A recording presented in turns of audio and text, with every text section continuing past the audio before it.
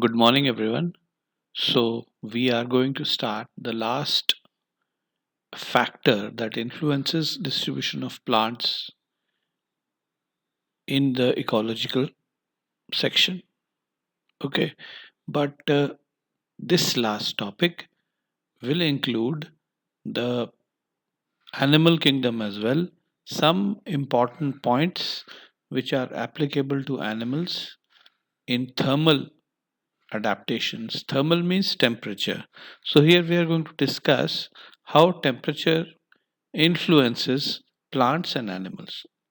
ठीक है, सो in this section हम लोग टेम्परेचर का इफेक्ट देखेंगे, लेकिन सिर्फ प्लांट्स पे नहीं, एनिमल्स पे भी, बिकॉज देर आर सम बहुत इंटरेस्टिंग कुछ एक हमारे पास इसमें लॉज हैं, रूल्स हैं जो हमें याद रखने हैं। इकोलॉजी आपको पता है, प्लांट्स एनिमल्स वैसे दोनों के लिए कॉमन होती है, but of course we are concentrating more on plants and wherever it is important we are including animals also. So we are going to start with the effects of temperature or thermal adaptations in animals.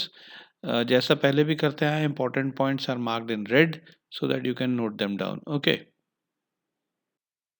Alright, तो जैसा हमने पहले कहा था, हम plant ecology पढ़ रहे हैं, लेकिन कुछ एक इंटरेस्टिंग इफेक्ट्स हैं टेम्परेचर के एनिमल लाइफ पे भी, जो हम यहाँ पे डिस्कस करेंगे। Animals and plants both are equally important in ecology. Ecosystem पढ़ते हैं हम, इकोसिस्टम में बायोटिक, एबायोटिक सारे कंपोनेंट्स आते हैं। So some interesting points on the effect of temperature on animals. Alright, the first one is Bergmann's rule. इसमें हम warm blooded animals, mammals और बर्ड्स की बात कर रहे हैं।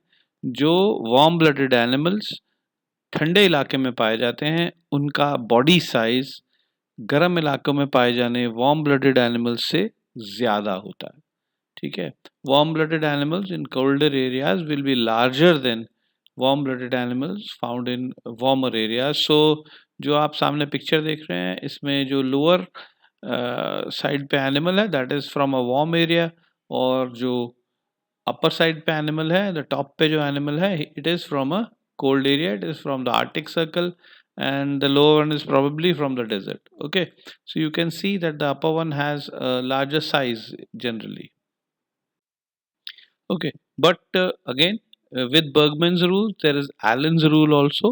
Body size की बात नहीं यहाँ कर रहे हैं, यहाँ हम एक्सट्रीमिटीज़ की बात कर रहे हैं। मतलब जो हाथ, पैर, कान, जहाँ पे बॉडी एंड होती है, उस सेक्शन की बात करें अगर, तो जो वार्मर एरियाज में एनिमल्स रहते हैं, उनकी एक्सट्रीमिटीज़ का साइज बिगर होगा as compare to animals living in colder areas. नीचे जो पिक्चर है उसमें हम ईयर्स का साइज कंपेयर करेंगे।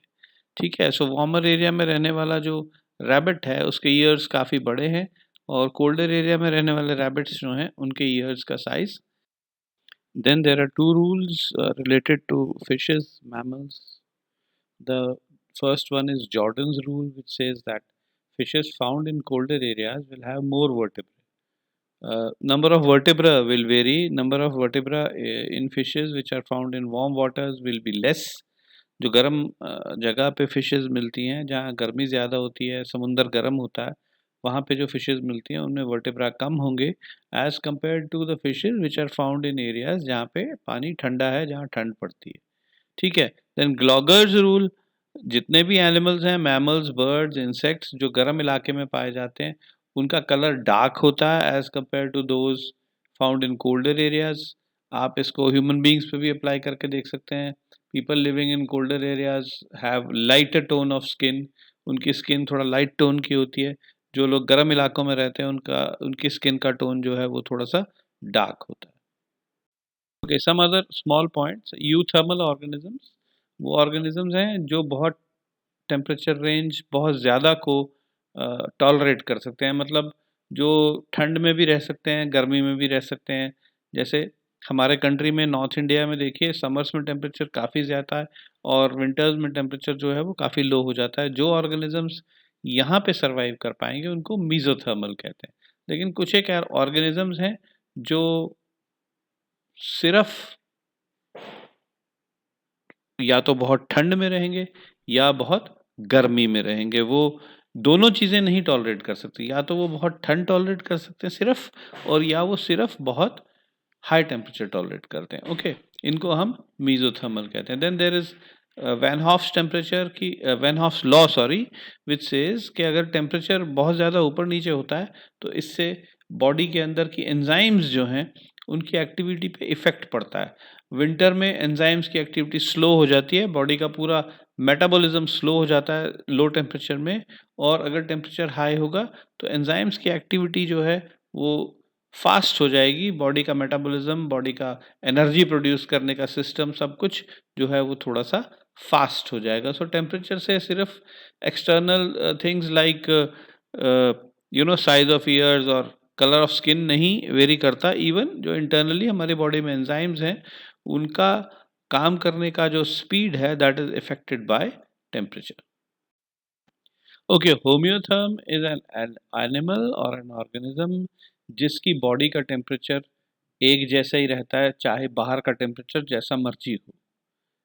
ठीक है, अगर बाहर गर्मी हो गई तो ऐसा नहीं कि उसके बॉडी के अंदर का टेम्परेचर भी कम हो जाएगा। अगर बाहर सॉरी, अगर गर्मी हो गई तो बॉडी का टेम्परेचर बढ़ जाएगा, ऐसा नहीं होगा। और अगर ठंड हो गई तो बॉडी का टेम्परेचर कम हो जाएगा, ऐसा भी नहीं होगा। गर्मी हो या सर्दी हो, उनकी बॉडी का टेम्परेचर कांस्टेंट रहेगा, सेम रहेगा। ऐसे एनिमल्स को हम वार्म ब्लडेड या होम्योथर्म्स कहते हैं। The only living organisms which are homeotherms are birds and most mammals. जबकि इसके ऑपोजिट पोइकिलोथर्म्स हैं या कोल्ड ब्लडेड एनिमल्स हैं जिनका बॉडी का इंटरनल टेम्परेचर एनवायरनमेंट के हिसाब से थोड़ा बहुत चेंज होता रहता है। अगर बाहर ठंड है तो उनकी बॉडी का टेम्परेचर लो हो जाएगा, अगर बाहर गर्मी है तो उनकी बॉडी का टेम्परेचर बढ़ जाएगा। इसमें फिशेस, एम्फीबियंस, रेप्टाइल्स, काफ़ी सारे बर्ड्स और कुछ मैमल्स भी आते हैं। तो दो सिस्टम्स हैं, एक में बॉडी का टेम्परेचर कांस्टेंट रहेगा, उनको वार्म ब्लडेड कहते हैं। एक में बॉडी का टेम्परेचर एनवायरनमेंट के हिसाब से चेंज हो जाएगा, उनको कोल्ड ब्लडेड कहते हैं। Alright, the first one is Bergmann's rule. इसमें हम वार्म ब्लडेड एनिमल्स, मैमल्स और बर्ड्स की बात कर रहे हैं। जो वार्म ब्लडेड एनिमल्स ठंडे इलाके में पाए जाते हैं उनका बॉडी साइज गर्म इलाकों में पाए जाने वार्म ब्लडेड एनिमल्स से ज़्यादा होता है। ठीक है, warm blooded animals in colder areas will be larger than warm blooded animals found in warmer areas. So जो आप सामने पिक्चर देख रहे हैं इसमें जो लोअर साइड पे एनिमल है that is from a warm area, और जो अपर साइड पे एनिमल है, द टॉप पे जो एनिमल है it is from a cold area, it is from the Arctic Circle, and the lower one is probably from the desert. Okay, so you can see that the upper one has a larger size generally.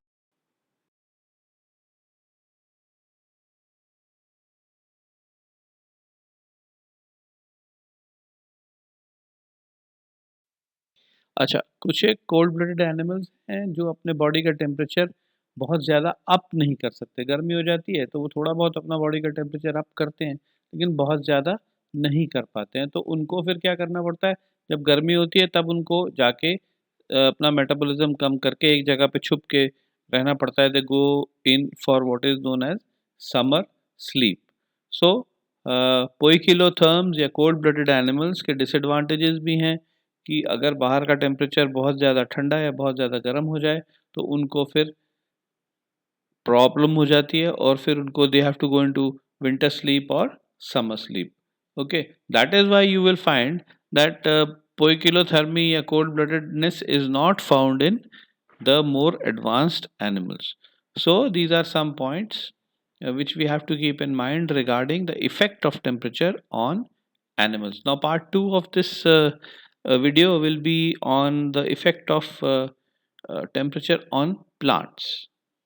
Thank you.